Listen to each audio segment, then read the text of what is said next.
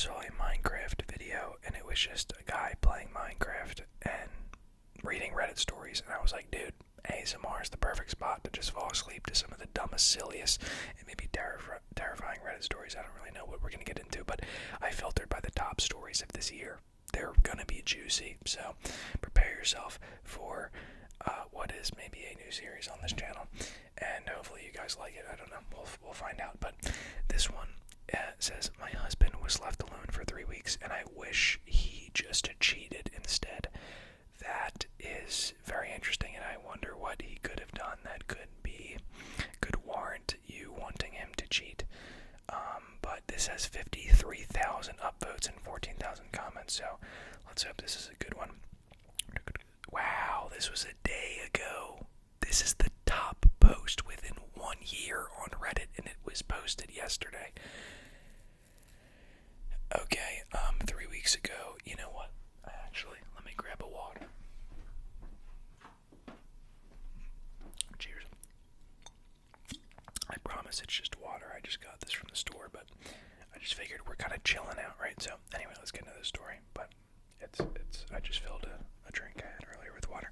Anyways, 3 weeks ago, I left for a work trip. My husband did not want to come. I'll hang back. I'll game a little and order a pizza. Pretty guy-like activities. He said he's 41. Still guy activities, can't complain. I thought, fine, he's 41, he's an adult. He'll be fine. He was not fine. I wonder where this is headed. I really don't know. Day 2, he decided he was going to become a grill master, even though we do not own a grill. He stacked 3 baking sheets on top of each other, poured lighter fluid all over them, and set off the smoke alarm for 40 minutes. The oven still smells like gasoline. I don't know if you heard that. I'm pretty sure a firework just went off, and I don't know what people are celebrating. The oven smells like gasoline. Then he got really into minimalist living after a TikTok binge and threw away half our dishes, claiming we only need 1 bowl. You know what? I won't vouch for that. 1 bowl is a little insane, especially for a couple of 2 people. That is ridiculous. Maybe he meant each, but yeah. I don't know if I need 1,000 plates and bowls. I think I can just eat the meal, wash, and then, I don't know. Maybe that's just me. Maybe I just need a few, but not 20. Anyways, Reddit story here. Unfortunately, he chose the salad bowl and the dog's water dish. Everything else, gone. Is this real? To feed himself, he bulk ordered 20 frozen burritos and survived on this exclusively by week 2. He was eating them still partially frozen because it's basically a cold wrap. His justification is it saves electricity. He stopped doing laundry entirely. He just rotated between 2 pairs of basketball shorts. By the time I got back, they had fused into what I can only describe as a denim adjacent cardboard. The dog started growling every time he sat down. Last night I walked in to find him shirtless playing the recorder he ordered off Amazon because Mozart slapped. The living room smelled like burnt plastic and ranch dressing. This morning I woke up to him mumbling in his sleep, I am the burrito. Is this coming off as not real to anybody else? I am the burrito. I don't know if I believe this. The dog is relocated to the bathtub and won't come out. So now I'm sitting in the cafe sipping coffee like it's communion wine with a dog who looks like he's seen combat. The barista asked if I wanted almond milk. I said no, my house is already nut-based chaos. Hope your morning's less smoky. True. Yeah, these comments are great. Need more upvotes. Upvoting. Okay. I don't really need to read these comments. This is the best thing ever. Your husband is inspiring. I idolize this man. Definitely ADHD. Give the man a break. He's trying to find himself at his ripe old age. It's rough. I'm at the same spot. I mean, I guess it's not a crazy story per se, but wow. I mean, that got a lot of upvotes. This one, I'm mind blown. Did I filter by this week or this year? Oh, you gotta be kidding me. I said this year and it's doing it. It keeps switching to week. We're just gonna rock with it because these still are kind of crushing stories here. This person said they actually won the Powerball, the freaking Powerball. So let's see.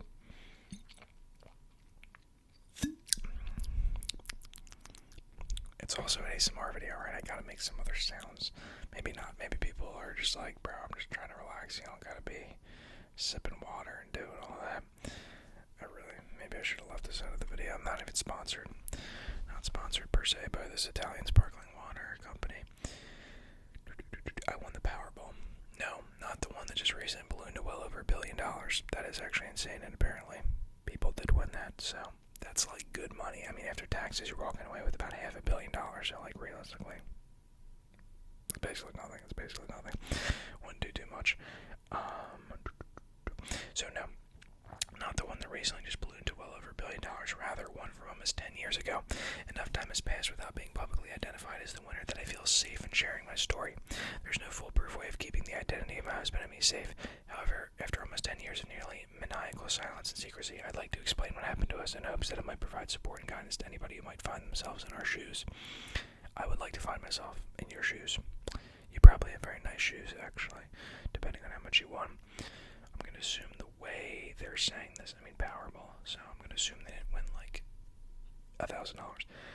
First, know that I created a throwaway account and I'm labeling this as fiction so that you, the dear reader, yes, I'm a Bridgerton fan. I don't get the reference. If you know, you know, they say though, will not truly know if my story is real or not.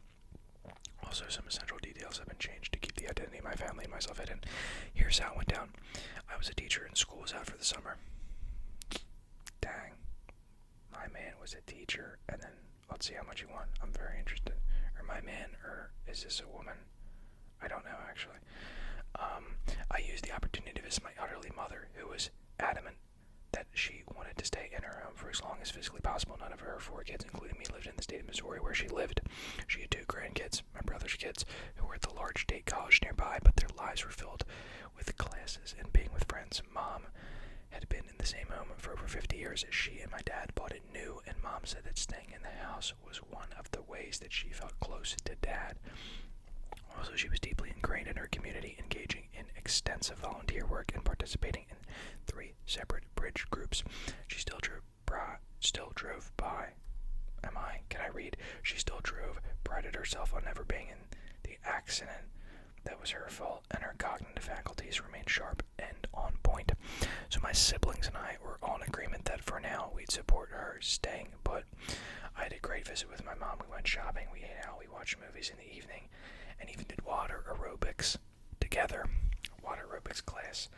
The 5-day visit went quickly, and I needed to get back home. I did not mind the long drive, as I enjoyed the opportunity to listen to my podcast, audiobooks, or favorite music.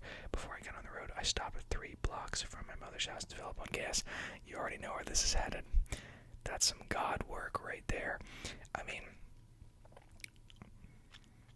I go back and forth, you know. I still, yeah, the lottery, based on the odds with the lottery, it's pretty stupid to do it, but man, it's gambling, because why does it feel so good when you're like, oh, but this could be the one, you know? All gamblers quit before their biggest wins. Did you actually know that? Oh, most of them do. But anyway, where was I? So at the gas station, after pumping my gas, I went inside and put my water in a bet. I bet if the story even goes crazier, where like she's about to leave and not buy a lottery ticket or something, and then someone's like, yo, you should buy one. I don't think it's gonna happen like that, but I would just be, I'm trying to think about how crazy the story could get. I noticed there was this colorful scratch-off game ticket and signs which indicated that I could purchase a Powerball lottery ticket there. About 4 or 5 times a year, I played the Powerball if the jackpot was extraordinarily high, or if I just found myself buying something at a gas station and that sold tickets. About 3 months prior, I read an article about the changes that were being made to the Powerball game. The number of white balls in the hooper increases from 59 to 69, while the number of red balls in the other hopper decreased from 35 to 26. This resulted in much larger jackpots because the odds of winning the jackpot decreased significantly, reducing the chances of a winner in any given drawing and increasing the likelihood of rollovers of the jackpot money to the next drawing. I can't really tell you if I'm following this too much, but while this wasn't one of the massive record-breaking jackpots, it was a lot. As in 9 figures, a lot. That is so much money. I mean, That's a lot of money. Good for this person. Man, woman, I don't know who you are because you're pretty friggin' anonymous, but I asked for one ticket for the Powerball with the Power Play. I let the machine randomly select the numbers, then bought it with cash along with my other items. I didn't even bother to look at the numbers. Just stuck them in my wallet. That's funny. Like, people don't even, you don't expect to win, right? But like most lotto ticket purchases everywhere, I imagine what it would be like to win, what I would buy, what I would change. This is interesting too. I talked about this with somebody recently where I was like, I've probably said dumb things. I remember when I was a little younger, I was like, if I won, I'd rather make, you know what? I still stand by. I would rather make that much money by myself. But would I just take 10 mil right now? For sure. I think that the concept I was locked into is like, I would like to be able to generate that myself. Realistically though, if you won this much money, the things you'd be able to do, obviously you'd have to be smart with it, but you could probably start any venture that you wanted and just have it generate income.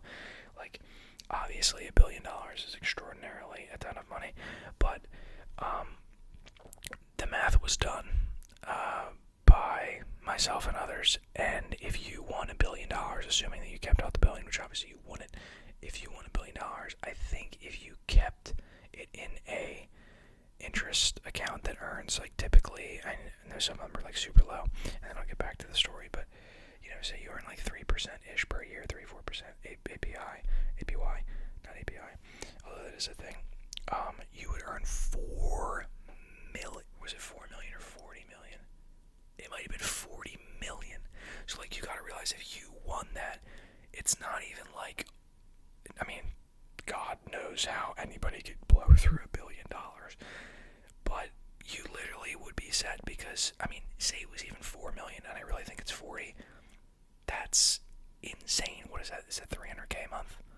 So 300K a month off nothing. You're just interest money just sitting. Now, then again, that's not FDIC insured because of limits. I don't gotta go into all that, but literally, your money is probably not safe if you put $1 billion into a bank. That is crazy, but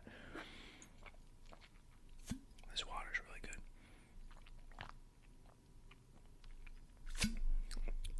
Anyways, let's get back into the story because I'm yapping about winning, but ultimate was just like how much you make and you're set. If you win 9 figures, you're pretty much set. That is a lot. So, they imagine what it'd be like to win, what I would buy, what I would change. I knew the odds of winning were completely ridiculous, so I only considered the $3 to be the price of having a little imaginative fun. If I played, at least I had an infinitesimal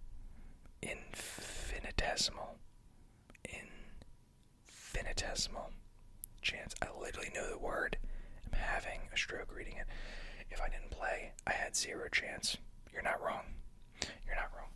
When I get home, my husband Paul helped me unload the car. Paul, that's probably not his name. She's just hiding it. Then we shared stories about what each of us had been up to in the last few days. A bit about Paul and me. At the time, we'd been married for almost 30 years. We had taken a lot of heat for getting married so young, but we'd proven to all the naysayers. Proved them wrong and went the distance. I adore Paul, and together we raised 2 children who are now grown and have families of their own. I love them and our grandchildren with all of my heart. Paul and I enjoy each other's company, and we have a marriage based on respect, trust, and love. We've had our ups and downs, like any couple, but we always worked through them and came out stronger on the other side. This is sounding like a loving relationship with Paul right here. Paul is truly the reason we've been able to cope with the Powerball win as well. And yes, cope is the right word. I was just thinking that. Even positive changes can be stressful, and this was one of the most stressful things we've ever lived through. Honestly, that is insane to win 9 figures. I have to imagine you're worried about, going to any family function, hanging out with friends, not mentioning this, dealing with, I just absolutely punched the microphone, dealing with all the money, what you do with it. I guess there's a lot more than I'm leading on, but again, good problems to have, probably, but he is in the medical field and grew up in a blue-collar family. After graduating high school, he attended a nearby community college for 2 years before transferring into a small regional national university to pursue a bachelor's degree. He obtained the education, training, and skills to go off in the medical field in which he was working at the time. He's a hard worker and a likable guy, so he did well for himself. Because Paul's parents weren't very good with money, they were often struggling to make ends meet. It was frustrating because when they had money, it would be spent on unnecessary things like high-end fishing gear and bigger TVs. When it came time for college, no money had been saved for Paul or his sisters, so he did take out student loans. His parents were kind-hearted, though, and they always treated me like one of their own. Because of the way he'd been raised, Paul was determined that he was not going to make the mistakes his parents made when it came to money. He became a devotee of Dave Ramsey. If you know, you know, you know Dave Ramsey. I can't really do an impression of him right now because I'm kind of whispering, so you can't really pick up on it too much, but you gotta know this is what Dave Ramsey would sound like if he was on the phone call with you and he was whispering, because it's pretty much what he talks like. Anyways, he became a devotee of Dave Ramsey, whose books he read and radio shows and podcasts he listened to. He appreciated Ramsey's relatable advice, especially for somebody like him who wasn't a millionaire and didn't have a financial degree. Paul saved it all up. He immediately began to pay off his student loans. I fortunately did not have any, and used budget calculators to determine how much was spent on needs, wants, and savings. He paid meticulous attention to putting money away for retirement, maximizing retirement contributions that we could afford, investing the money in solid holdings like index funds. As soon as the kids were born, we started saving for the college funds, even if it was as little as $10 a month. We always lived below our means, never bought new cars, and when we could, we'd repair our broken or worn possessions instead of buying ones. Sometimes it was tiresome, especially when it seemed my teacher friends were enjoying material things that we could afford but chose not to buy. Dang, this is a well-deserved win, I can tell already. I think it helped that we were young when we were married, and that Paul started with the financial mindset from the beginning. It was pretty much all I knew as an adult. Between our two jobs, we made about $120K a year pre-tax. When we had 30s, Paul began estate planning, which made me laugh because that sounded like something that only rich people did in movies. Nevertheless, we drew up wills, power of attorney documents, etc. Paul researched and worked with our estate attorney. Again, it sounded crazy to me that we had an estate attorney to devise plans for the trust to leave money for our children and grandchildren. We would periodically make changes to update things. For example, when our son showed daredevil tendencies in grade school, we wanted to rethink leaving him money at just age 18 in the event that Paul and I died. Thanks to my husband's diligence with finances and our slow but steady approach to savings, we had a net worth of about $650K when we won the Powerball. Most importantly, Paul's dedication to learning about money management helped us immensely with what happened. About 3 weeks after buying the ticket, I still didn't know I was a winner. Whoa, 3 weeks. Damn, is there an expiration on that? Can you just... Dude, that would be... Dude, oh my god. Could you imagine? I have no idea. I really don't play the lottery. If you could bring a ticket in and they were like, bro, this ain't good no more. This is... I guess that's not how the Powerball works, right? I guess not. I don't know. I just still think that would be like an insane concept. Imagine winning 9 figures and they're like, yeah, sorry. 3 weeks, no shot. I would typically purchase lottery tickets in my wallet, only to forget them until I switched wallets and I found the ticket and checked the winning number to see if I was a winner. I had won $50 once on a ticket I had bought 5 months prior. I nearly run out of time to collect my winnings, so I tried to be better about checking any lotto tickets I had stored in my wallet. For most of us, there will be moments in our lives when something extraordinary happens, so memorable that we recall every detail. For example, for me, 2 tragic examples of the Challenger space shuttle blowing up and 9/11. 2 extraordinarily positive moments when I had each of our 2 children. A common theme of those events is that people say, I remember it like it was yesterday. Then they will go on to tell a minute detail what happened. In minute detail, I should say. What I write next was one of those life moments for me. Wow, this story's got me hooked. Because I'm feeling the excitement. I gotta win these 10 figures, 9 figures. That wasn't 10 figures, come on. I mean, 9 figures is pretty low. It was Friday afternoon, and I was planning to go out with some teacher friends, as school was going to be starting soon, and we wanted one last hurrah before starting another year. The purse I chose to match my outfit was smaller than the purse I'd been using for the last few weeks, so I had to pare things down to make them fit. I went through my wallet to pull out the cards, the cash I would need for the evening, and that's when I saw the lottery ticket. I pulled it out so I could check the numbers. Dude, this has got to be so crazy. This has got to be nuts, dude. Like, I finished getting ready, and then I brought the ticket to the living room so I could check the numbers on my laptop. while I waited for my friend to pick me up. I went to the Powerball website. I scrolled down to the correct date. Back then, drawings were only twice a week, not 3 times a week like now. I looked at my screen, then at my ticket, the back of my screen, then at my ticket again. My jaw dropped open. The blood rushed through me. I felt my heart pounding. My head was dizzy, and my stomach clenched with nerves and nausea. At that moment, I realized I must have made a mistake. I got up. Is this ending? No, there's more. I'm locked, man. I got up, I shook both my hands like I touched a burning stove, and I walked back to the back of the house, then back to the front. I forced myself to control my breathing the way they teach you when women give birth. I sat down and looked at the numbers on the screen. Again, then on the ticket, I double-checked the date, and it was accurate. What am I, stupid? How much is 9 figures? Did I underplay? Wait, 9 figures. 6 figures is 100K. Oh, I'm stupid.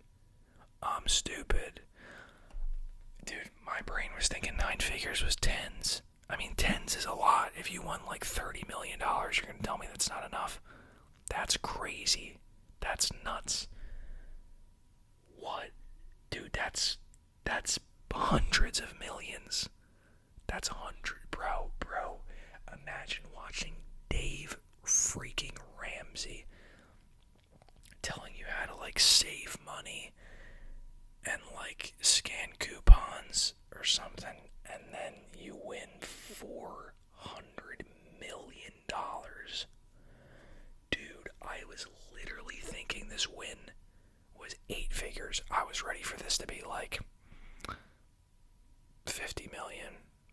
Like, that is absurd. Wow. Okay, so I checked the numbers one by one. Yes, it was accurate. I had a winning ticket, and the jackpot was 420 million. Also a cool number, 420. If you know, you know. I'm just kidding. Just thought that was funny. My head felt like it was about to explode. I was alone at the house, and I desperately wanted Paul there. And now, I remembered past conversations with Paul when I fantasized about winning the Powerball. He was not happy I spent money on gambling, but he trusted me when I told him I did it at most 5 or 6 times a year. Bro, just even think of like, what if she didn't buy it? Oh my god, it's so crazy. But that is also a gambler's mindset. It's dangerous. That's crazy. But he trusted me when I told him 5 or 6 times a year, so less than $20 a year. Not bad for entertainment. In any case, Paul listened to various financial gurus talk about show episodes about what to do if you win the Powerball. And the one thing that Paul always said was this: tell no one. It made me laugh because he was serious when he said it, as if I would ever win. And then she wins $500 million, bro. This is crazy. Bro, as if I'd ever win, and she wins $500 million. Holy crap. I texted Paul immediately. Are you on your way home? Paul, yes. Me, what's your ETA? Paul, about 30 minutes. Everything okay? Me, yes. I mean, nothing bad. Just please come home as soon as you can. I love you. Paul, okay. See you soon. Love you too. Next, I texted my teacher friend who was supposed to pick me up. I told her my stomach was upset. I thought I might be coming down with a stomach bug. Only half a lie. I reread the message several times to ensure I wasn't saying anything suspicious. Then I pressed end. She responded right away, saying that they would miss me and feel better soon.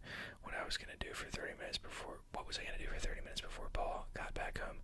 Ran to our bedroom, peeled off my clothes, then got a shower. I couldn't call or text anybody if I was soaking wet in the shower. I made the water as hot as I could stand it. I washed my hair and body, then did it all over again. I kept saying, oh my god, oh my god, oh my god, like I was in a trance. I continued to breathe deeply, and things finally began to slow down. What was this going to mean for our family? All our lives, we'd been so diligent about using money wisely. What was this going to do to that? Then I realized I had left the ticket on the table in the room. What if the proverbial wind blew it away? As if there would be some random wind blowing through our living room. What if somebody broke in and stole it? What if all this was a dream? Where is Paul? Dude, I didn't expect these stories to be this good. This is way better than the other one. I mean, this is great. I mean, I guess I get it. I can relate. as someone who clearly knows what it's like to win $500,000. No, but like, we've been so diligent about saving money wisely. I mean, I guess it does have to be a huge shift, but wow. With one towel wrapped around my hair and another wrapped around my body, I honestly expected to go through a lot of stories, but this one is a decent length, but I am so locked. With one towel wrapped around my hair and one wrapped around my body, I rushed to the living room and I saw the tiny square of paper on the table next to my computer. Such a small piece of paper, so vulnerable. I was scared that the dampness of my body would mess up the ticket. I got one of our coffee table books, one modern art that I picked up for $6 at a garage sale. I picked up the edge of the ticket as gingerly as I was picking up an angry crab, dropped in the middle of the book, closed it, brought it to her bedroom and stuck it under her pillows. Then I got my robe and put it on. Man, it was then that Paul came home. Let's go, Paul. Paul has no freaking clue. He just won $500 million. I hadn't heard him come in, so I jumped when he called my name. Oh, thank God, you're home. Then I started, both laughing and crying as I hugged Paul tightly with both arms. Bros, though.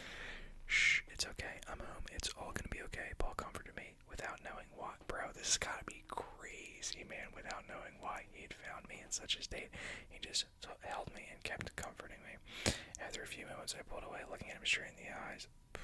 This is crazy. Then said, I think we won the Powerball.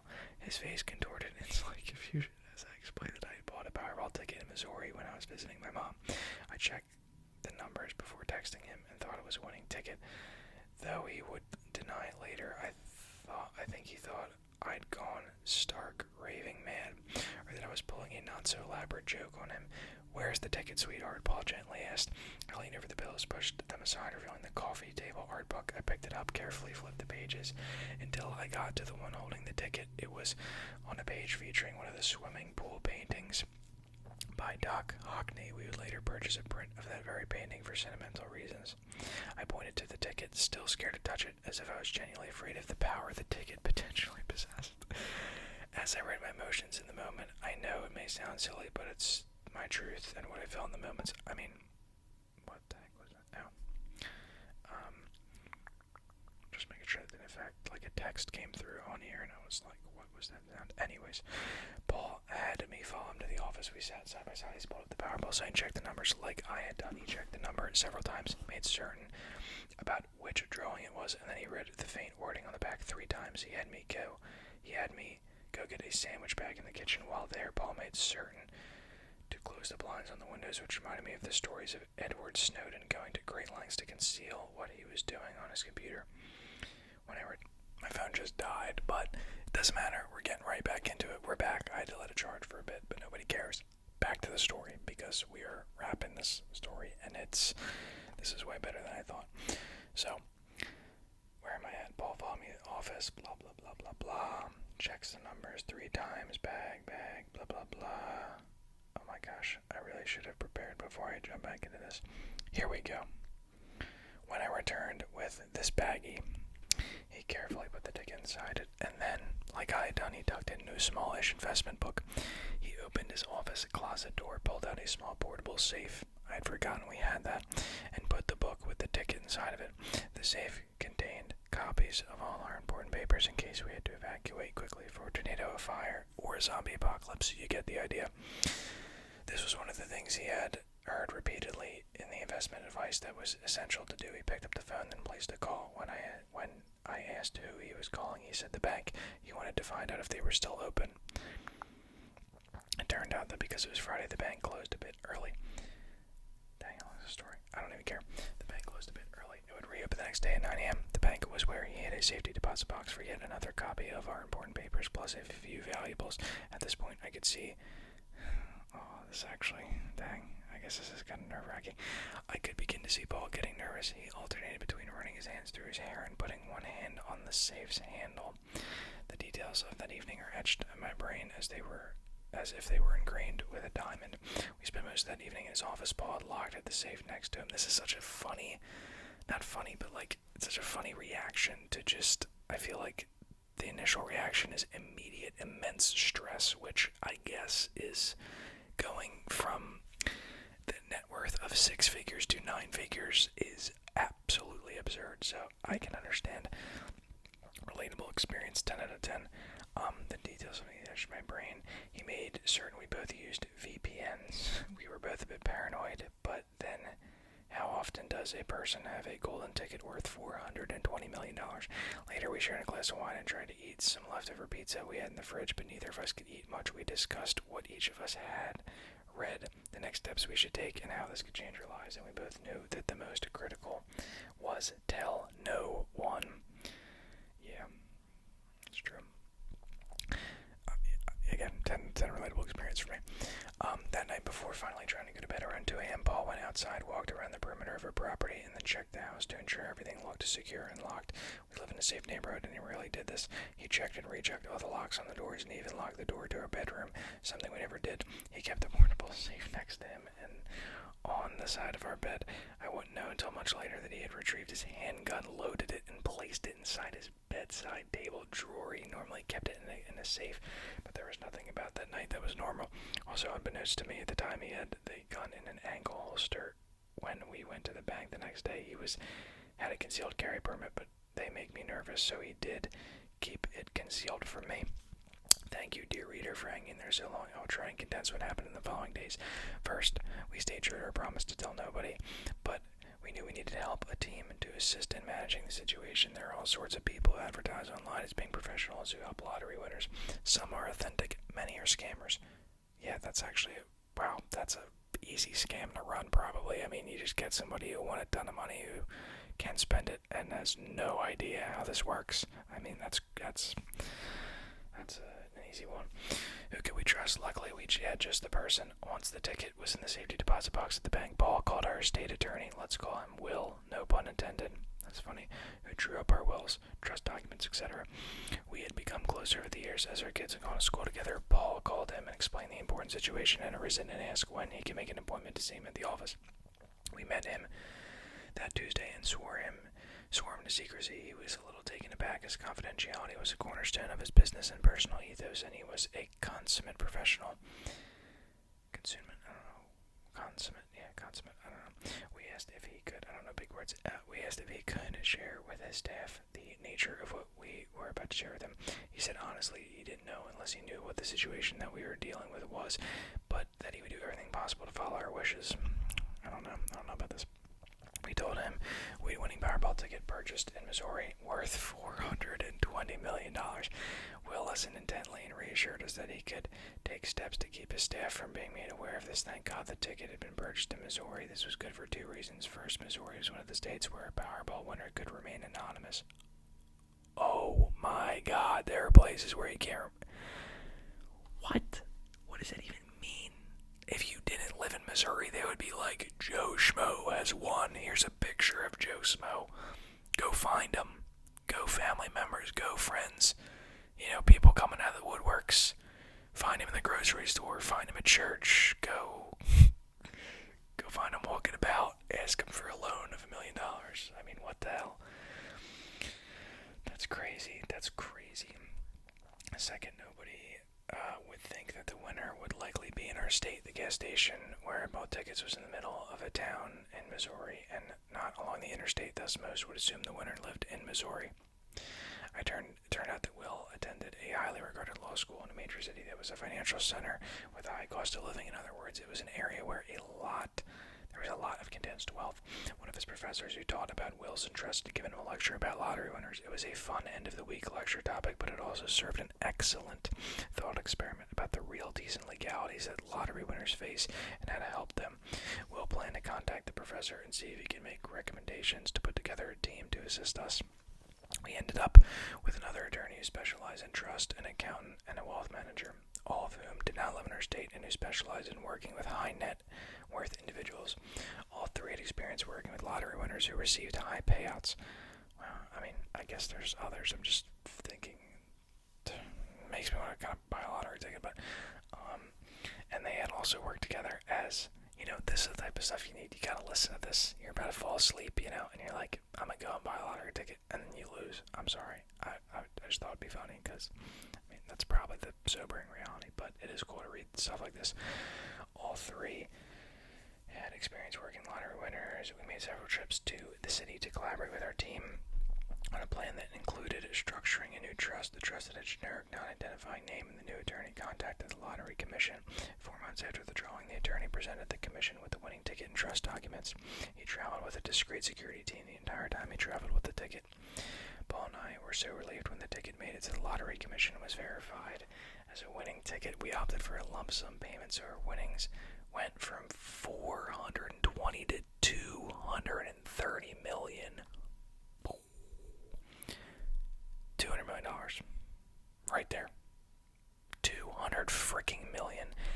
Then again, you are left with 230 million. Actually, not even, because there's more. Your boy literally had his phone die, and now his phone ran out of storage.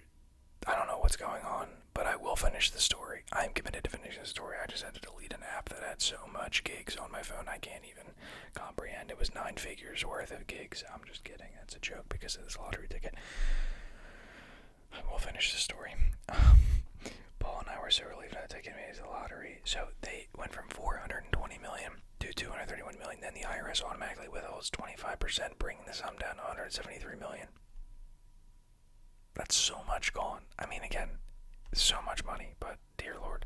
Then depending on how much money we chose to have distributed to us in any given year, we would potentially have to pay an additional 14% tax. As a public school teacher who lived in an area with nice roads, I understood the importance of taxes, but still that was a lot of money. But then again, I never imagined we'd ever have this much money. Fair enough. Thank God Paul and I had each other. We were so grateful for the team we had that we could ask questions. It was hard keeping everything secret from her family and friends, but the secrecy was made easier by her when her team framed it in terms of maintaining our family security. Let me fix that. I just realized you know what? That's fine. Where was I at? Family security, maintaining normalcy in our friendships. The investment strategy for the trust winnings went far beyond Paul's basic investment strategies made for middle-class folks. He enjoyed learning about the advanced investment strategies being used by our wealth manager and was grateful that Paul paid close attention to those details.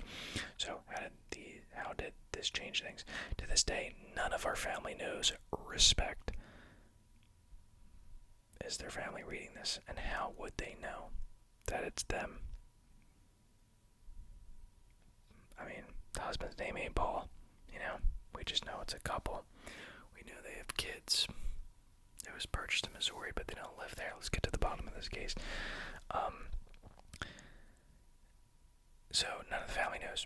Both Paul and I continued working our jobs. He for 1 year and I for 3. Paul was glad to leave his job behind. He wanted to spend more time learning about new things, including investments, but he didn't want to make any sudden moves that would arouse suspicion. Wow, this is crazy, this stuff you gotta go through. So he waited a year before leaving. Winning the money had an unexpected effect on me. I loved my job more. The innocence of my little elementary students was made even more dear by knowing I was there because I wanted to be, not that I had to be. After 3 years of working, Paul became eager for us to travel more, so I decided to retire. As we stayed in our home, we didn't buy new cars, jewelry, designer clothes, or anything that would hint at newfound wealth. Instead, we spent money on experiences. We took a trip to Paris, flying first class and staying in a luxury hotel. We learned about Michelin-starred restaurants and ate at a couple, but honestly, we found it hard to pay over $150 for a side dish of asparagus. I get it, but man, $173 million. Don't even get me started on the multi-course meals and miniature servings on the plates. Instead, we enjoyed eating a bistros with our tier fare. Am I stupid? No idea what any of that was. Our families knew we went to Paris, but they didn't know about the extravagance of our trip. We made generous deposits in our grandchildren's college funds. We helped pay off our children's student loan debts. If a family member was in need, we found a way to anonymously provide for them until they got back on their feet. Sometimes we made anonymous donations to various charitable causes. Our family knew Paul was active in investing. We used that to our advantage. We led them to believe that Paul had invested in Bitcoin and used his winnings to take our parents' children and grandchildren on an unforgettable safari in Africa. It's funny because Paul would have never invested in Bitcoin. He preferred boring index funds, but he went along with the farce as a means of explaining how we came up with the funds for an African safari. More recently, he engaged in further subterfuge involving NVIDIA stock. Paul has managed to craft a believable backstory that we earned enough to fund a family trip, but not so much that people started begging us for money. He has conveyed to our family that while we have made money with... Wow, this is so weird. like, imagine. Yeah, that's crazy. You gotta keep that from everybody. We decided that we want to enjoy the fruits of our labor, which is why we are spending more freely than we had previously. Like, dude, that's the second time I punched the mic. I'm not really good at this ASMR thing, am I? The kids think that because we're spending a bit. Oh my god, do the kids not know? No. Oh, the kids definitely. Oh. I feel betrayed in a way that I didn't know I could feel. I feel like I'm the kid. I mean, everyone is a son or a daughter. Oh. I feel vulnerable. I don't like this. I don't like this at all. Interesting. Very interesting. I mean, nothing wrong. I just didn't hit me. I was like, wow, not even the kids. The kids think because we're spending a bit more, there will not be as much left for them when we die, but you're in for a shocker. Wow, you're in for a shocker. Could you imagine, bro? I mean, God forbid that's not good to have parents pass away, but it's just like, yeah, mom and dad left you, I don't know, like $130 million, give or take. They used 40 of it in the rest of their life. I mean, that's actually a lot to use, but they are okay with that as they want us to be happy, and frankly, they're benefiting from our spending on them now. One thing Paul and I struggled with is how to structure things after we are both gone. We do not want the children and grandchildren to inherit so much money that it ruins them. Very fair. That could be. I would not feel comfortable with that. We'd read many stories about how people inherit a lot of money, sometimes lose the will to work, and find themselves feeling empty. We read about how great wealth is typically gone within 3 generations. We are trying to find the right balance of giving to charitable causes versus giving to our family. Perhaps you, dear readers, have some insights or ideas on how to direct our wealth after we're gone. Sometimes you find wisdom in the unlikely places, even Reddit. Okay. The last 10 years have taught me a few things I'll share with you. Have a loving and supportive partner in life is one of the most fulfilling and valuable building blocks to live a life well lived. The most important thing that money cannot buy. I know it sounds trite, but it's true. Once you have your basic needs met, the most valuable things are family, friends, laughter, and making positive memories. It's the friends we met along the way. Start building your wealth the right way. If Paul had not learned the basics of investing, we would not have fared as well since winning the Powerball. If you gamble, be prepared to lose. Don't plan on making money by gambling. Instead, think of it as the price of entertainment, like buying a movie ticket.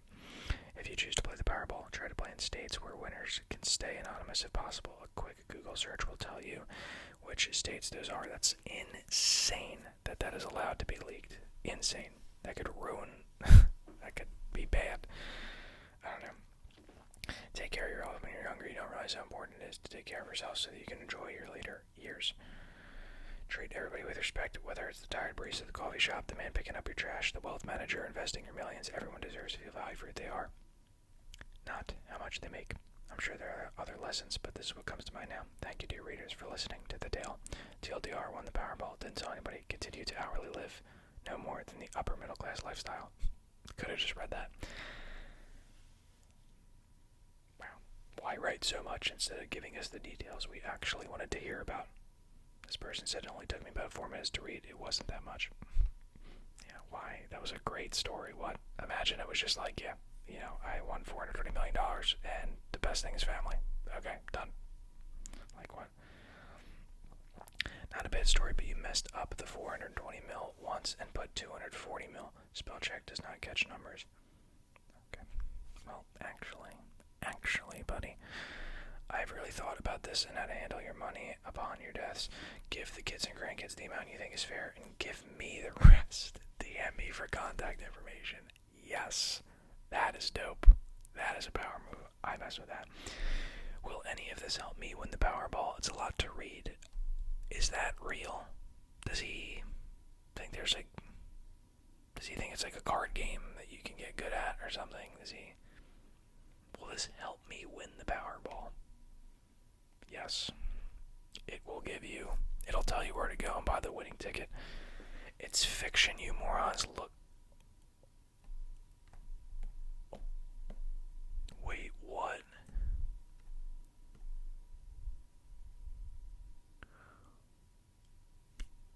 Wait, what?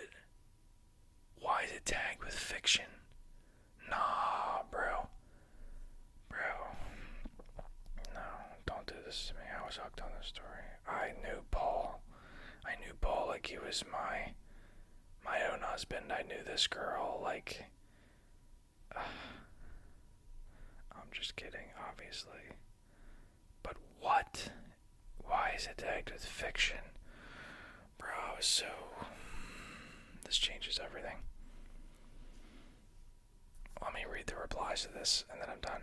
Yeah, I'm not reading that anyway. Lol. Way too long.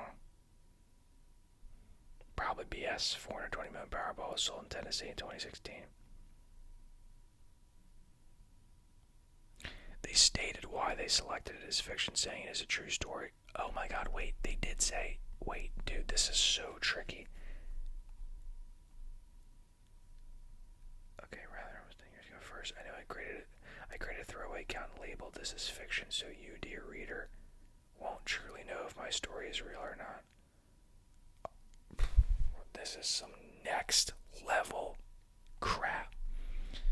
This is definitely real, right? And then they're just covering it. What a B. They don't want to leave money to their family, but they're like spending it on dumb for themselves. They didn't really sound like they blew it on cars and sound like they lived a pretty moderate lifestyle. And yes, that is insane to leave your kids with $100 million. I mean, dude, God forbid somehow your kids are just idiots and go through 100 million. I mean, that's so much to go through. I don't know. Wow. Garbage post, AI trash. Wow, people did not have the same reactions I had to this story. I was very hooked. I might be an easy target. To have 650k to waste on the Powerball. Rich get richer, boy. Tell you what. I have no idea what that means. That's how much they had in savings. I don't understand why that. Did they spend 650k on the Powerball? I don't know about all that. Sorry, I'm not reading that great American novel, but congratulations. I love that. It's like that meme where it's like, I'm not gonna read all that, but I'm sorry for you, or congratulations. Okay, well look, these Reddit comments were disappointing. I have literally no idea what the hell I'm reading. Everybody's pissed. Everybody hated it. I must have been the only person who actually liked this, but it is also one of the highest stories on Reddit. So I hope you enjoyed this video. I did not think it was going to be 2 stories, but this one was long as hell, and apparently I was the only person who was actually able to tolerate this. I hope you were too. And if you didn't tolerate it, I actually hope you fell asleep, because that really is the goal of this video. And instead of like the video I saw of a guy playing Minecraft, it's just me. It's just me talking, but it's for sleep.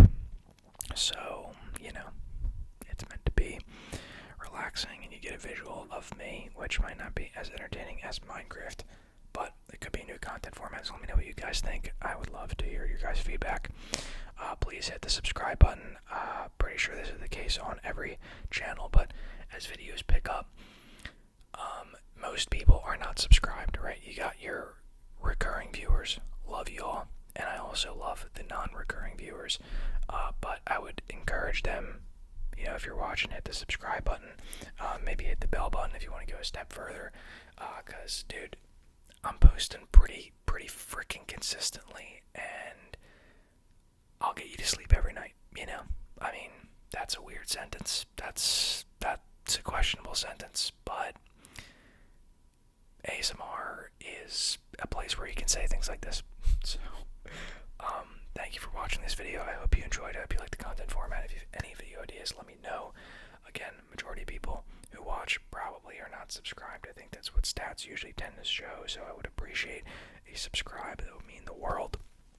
And what also would mean the world is if I caught you in the next video. So catch you in the next video.